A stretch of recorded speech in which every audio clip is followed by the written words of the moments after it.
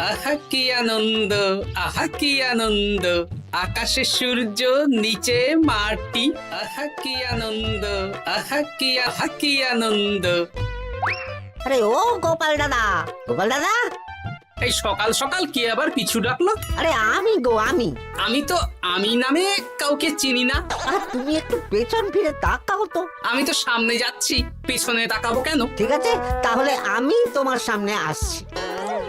আরে দৌড়াচ্ছ কেন? হ্যাঁ, আরে দাঁড়াও দাঁড়াও বলছি, দাঁড়াও, নইলে কিন্তু আমি মহারাজের কাছে যাব। হ্যাঁ, ও ভোলা তুমি? আরে আগে বলবে তো, আমি করছিলে কেন?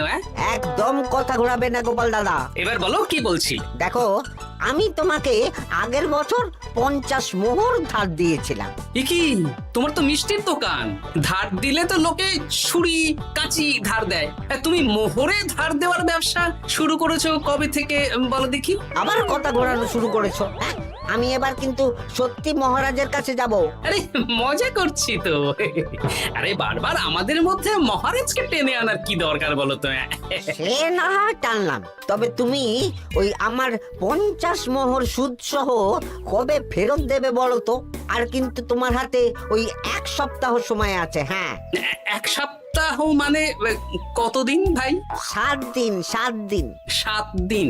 আচ্ছা 7 দিন মানে কত ঘন্টা? 24 গুণ 7, মোট ওই 168 ঘন্টা। ও, অনেক সময় আছে।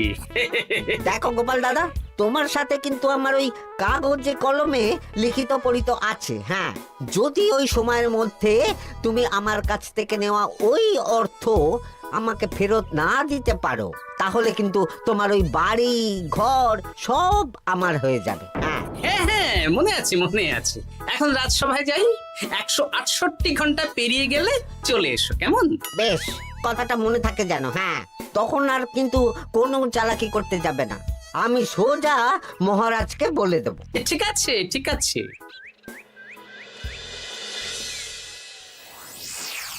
দেখুন মহারাজ, নিজের চোখেই দেখুন, সবাই হাজির, শুধু গোপাল ধা।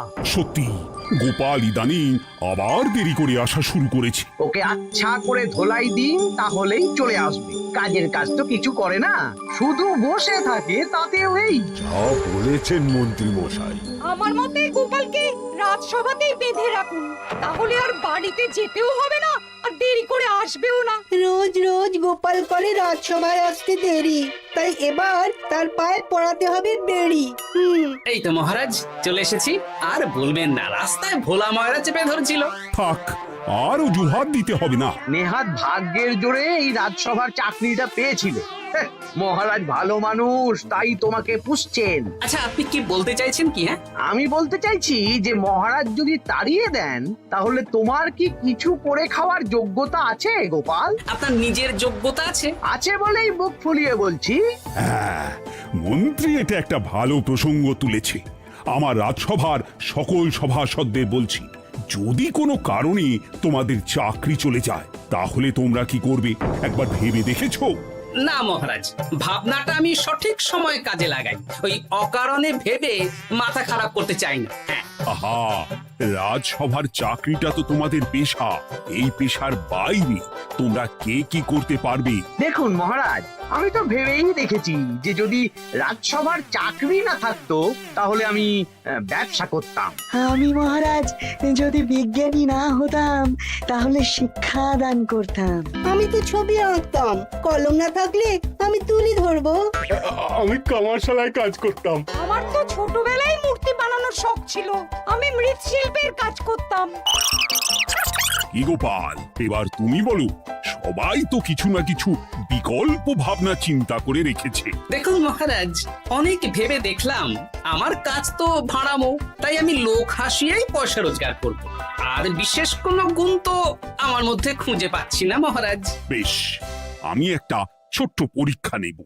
আজকের পর থেকে আগামী 7 দিন, আর এই 7 দিন তোমরা তোমাদের যা মন চায় সেটা করে রোজগার করবে। আমি তো খেতে ভালোবাসি। তাহলে খাবে।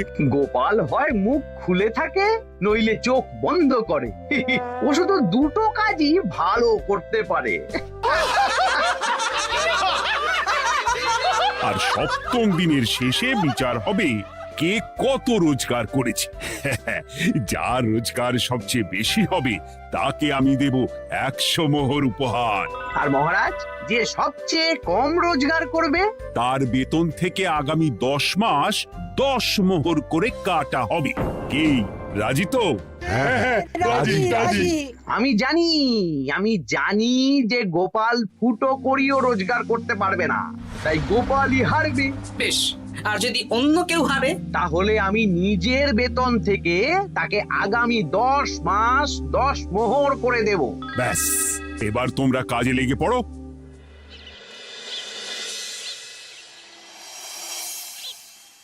এ কি গিন্নি, আজকেও নিরামিষ? হ্যাঁ, আজকেও নিরামিষ খেতে হয়। হ্যাঁ, রোজই তো কিছু না কিছু একটা লেগে আছে তোমার। আমাদের পুরো শরীরটাই তো আমিষ। হ্যাঁ, তাহলে আমিষ খেতে বাধা কিসের বলো দেখি? বেশি তর্ক করতে হবে না বাপু, তা তোমাকে ডিম বানিয়ে দেবো। হ্যাঁ, না, আমি মানুষই ঠিক আছি গিন্নি। আরে তোমাকে ডিম বানাবো বলেছি নাকি? আমি বললাম তোমার জন্য ডিম বানিয়ে দেবো। জন্যটা তো বলনি তখন। আরে তাড়াতাড়ি দাও, তাড়াতাড়ি দাও। এখন কদিন শুধু খাবো আর ঘুমাবো, 7 দিন ছুটি। ছুটি মানে? সেসব পরে বলবো গিন্নি। যাও গিয়ে ডিম সেদ্ধ বসাও।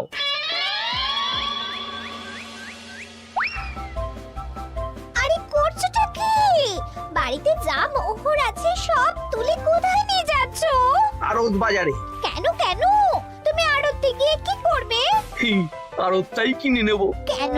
তাহলে খোলা বাজারের সব ব্যবসায়ী আমার কাছে আসতে বাধ্য হবে, আর আমি ভালো মুনাফা রেখে সব বিক্রি করব। কি রাজবাড়ি সুখে চাকরি ছেড়ে দিলে নাকি? না না না, এখন 1 সপ্তাহ ব্যবসা করে মহারাজের কাছে আমার যোগ্যতা প্রমাণ করব। সব পরে বুঝিয়ে বলবো।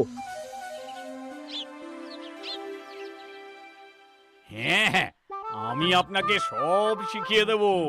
তাহলে ভাই ওই আগামীকাল সকাল থেকে কাজে লেগে পড়বো, কেমন?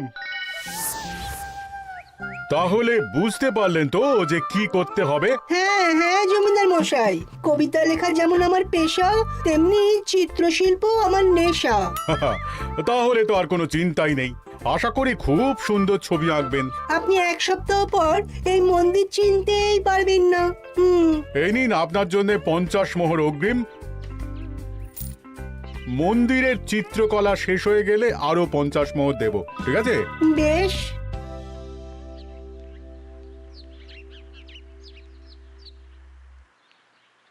এই হাত চালা, হাত চালা। হাত পা সবই তো চালাচ্ছি মন্ত্রী মশাই। আপনি এত শাকসবজি আনাজ দিয়ে করবেনটা কি? আমি এখন 7 দিন কৃষ্ণনগরের বাজার নিয়ন্ত্রণ করব, তাই সব জিনিসপত্র আড়ত থেকে আমি নিজেই কিনে নিয়েছি। এবার সাধারণ বাজারের দোকানদাররা আপনার কাছে আসবে। কাল সকাল থেকে শুধু মোহর গুনবো।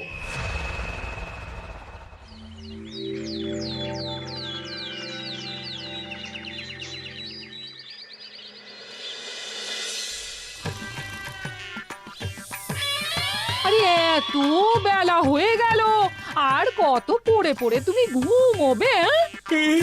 এত লম্বা ছুটি পেয়েছি, এখন তো বিশ্রাম নিতেই হবে গিন্নি। কিন্তু পুকুর ঘাটে গিয়ে তো আমি অন্য কথা শুনলাম। তুমি আবার কি শুনেছো? তোমাদের মহারাজ নাকি বলেছেন আগামী 1 সপ্তাহ তোমরা সকল সভাসদেরা ওই সকল সভাসদেরা নিজের ইচ্ছে মতো কাজ করে রোজগার করব। আমার কাজ তো ভাড়ামো করা, তাই ভাড়ামোর সুযোগ এলে সেটাই করব। কিন্তু যদি সুযোগ না আসে, তাছাড়া যার রোজগার সবচেয়ে কম হবে তার তো বেতন থেকে 100 মোহর কাটা হবে গো। এই খবরও পেয়ে গেছো? বাবা, পুকুর ঘাট না পরনিন্দা পরচর্চা কেন্দ্র? হ্যাঁ, ওসব বাজে কথা বাদ দিয়ে কোনো কাজ শুরু করো, কাজ শুরু করো। এরকম গা এলিয়ে শুয়ে থাকলে ভগবান এসে তোমাকে পয়সা দিয়ে যাবে না গো। গোপাল দাদা, ও গোপাল দাদা, বলছি গোপাল দাদা, কি খবর গো? এই তো গতকাল তোমার সাথে কথা হলো, আজ একেবারে বাড়িতেই চলে এসেছো। তোমার যা হালচাল তাতে তো মনে হচ্ছে ওই কদিন পরে বাড়িটা আমারই হবে। আর সেই আশাতেই বসে থাকতো। এই ভোলাময়রা এসেছে কেন গো? এসব কি বলছে? মা ঠাকুরুন, আপনার কাছে আর কি লোকাবো?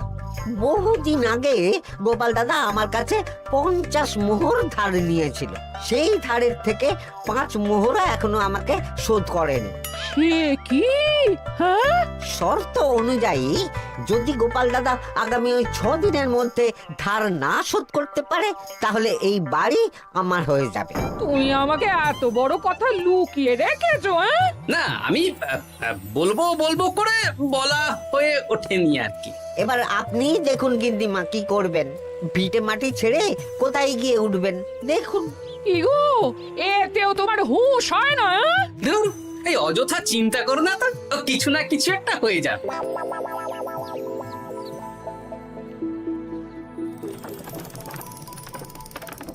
বাবা পণ্ডিত মশাই, আপনি তো এর মধ্যেই কাজ শিখে গেছেন। আমি তো ছোট থেকেই মাটির পুতুল বানাতে ভালোবাসতাম। বিভিন্ন দেবদেবীর মূর্তি নিজেই বানাতাম, তারপর পুজো করতাম। আমার পরম সৌভাগ্য আপনার মতন পণ্ডিত মানুষ আমার কুমোর শালায় কাজ করছেন। কোনো কাজই তো ছোট নয়। সত্যি সভাকবি মশাই, আপনার তুলিতে জাদু আছে। কি সুন্দর কারুকার্য। সবই আমার মা বাবার দান। আমার বাবা খুব বড় চিত্রশিল্পী ছিলেন, উনি হাতে ধরে আমাকে ছবি আঁকা শিখিয়েছেন। বাহ বাহ বাবা।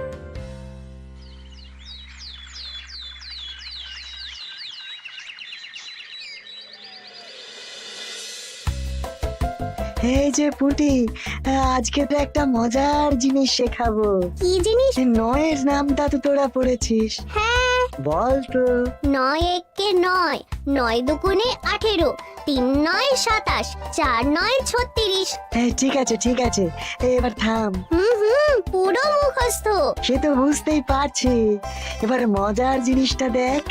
9 কে 9, 9 দুগুণে 18, 18 মানে কি? 1 10 8। হ্যাঁ, এবার 1-এর সাথে 8 যোগ কর, কত হয়? 9 3 9 কত? 27। 2-এর সাথে 7 যোগ করলে কত হয়? 9 36-এর 3-এর সঙ্গে 6 জুড়লে 9। আরে বাস, দারুণ তো। হ্যাঁ, হ্যাঁ। সত্যি বিজ্ঞানী মশাই, আপনি কি সুন্দরভাবে পড়া বোঝান। এটা তো আমার নেশা।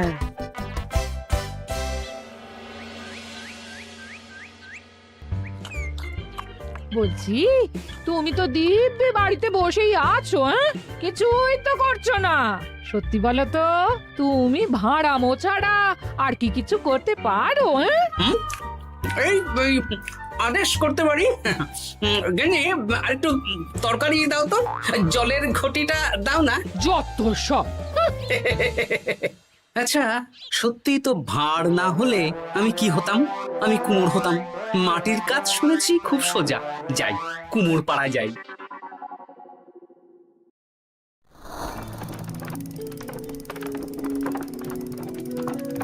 আমার কি সৌভাগ্য, রাজসভার দুজন সভাসদ আমার সঙ্গে কাজ করছে। আচ্ছা, এইভাবে ঘোরাবো? এই যা, হলো না। এটা কি মুড়ির মোয়া নাকি? দাও, আমাকে করতে দাও, তুমি অন্য কিছু করো।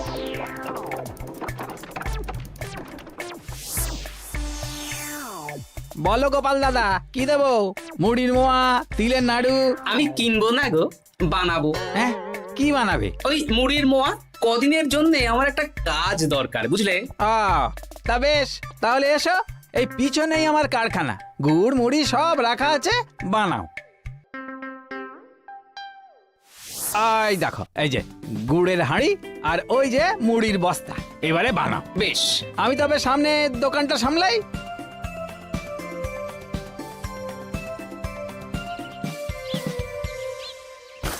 কিসের আওয়াজ হলো? আরে আরে আরে, এ কি করলে গোপাল দাদা?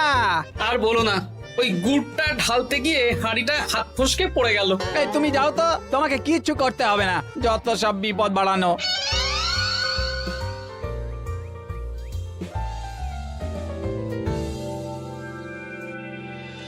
তোমার দ্বারা কিছুই হবে না। হ্যাঁ, সত্যি তো, আমার দ্বারা যে কিছুই হবে না গিন্নি। তাহলে তুমি করবেটা কি? এমন করে বলো না গিন্নি, সবারই খারাপ সময় যায়।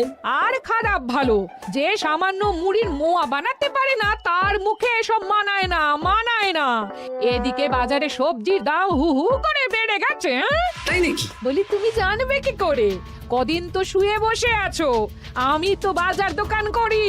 মন্ত্রী মশাই এখন আড়ত সামলাচ্ছেন আর সাধারণ বিক্রেতাদের চড়া দামে বিক্রি করছেন। হ্যাঁ, ও বেটা জীবনে শোধরাবে না। উনি তো তাও ছলে বলে রোজগার করছেন গো। আর তাছাড়া অনেকে পথে গান শুনিয়েও রোজগার করেন, সেটাও তো তুমি পারবে না। হ্যাঁ, এই তো পেয়েছি। 6 দিনের মাথায় তো রাজসভায় একটা বৈঠক হবে, সেদিনই আসল মজা জমবে। কিসের মজা গো? হ্যাঁ, সেটা সেদিনই বুঝতে পারবে।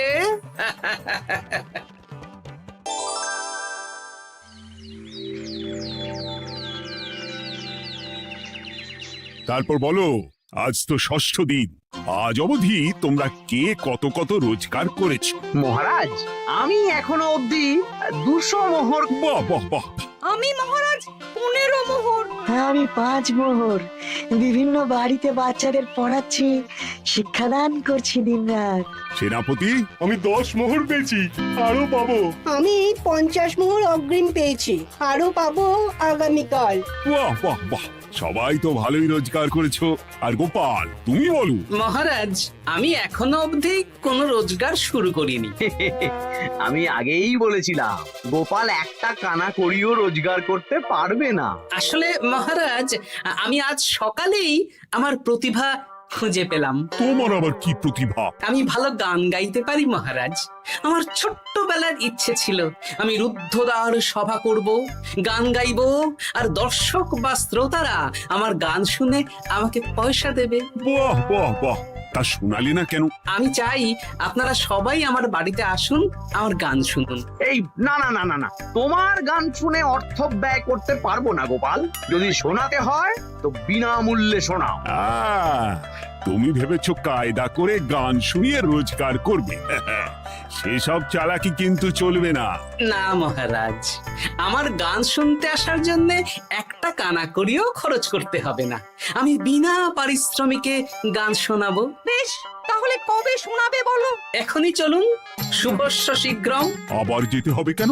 এখনই শোনাও। আমার আবার নিজের বাড়ি ছাড়া প্রতিভা বিকশিত হয় না। বেশ তো, এই কদিন টানা কাজ করেছি, তোমার গান শুনে মনটা যদি ফুরফুরে হয়ে যায় ভালো তো। চলো গোপাল। আসুন আসুন, সবাই ভিতরে আসুন। আসন পাতা আছে, সবাই বসুন।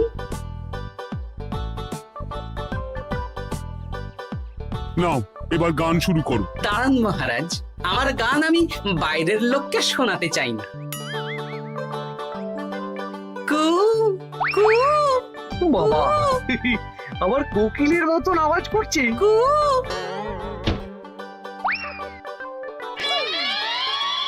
নাও নাও, শুরু করো।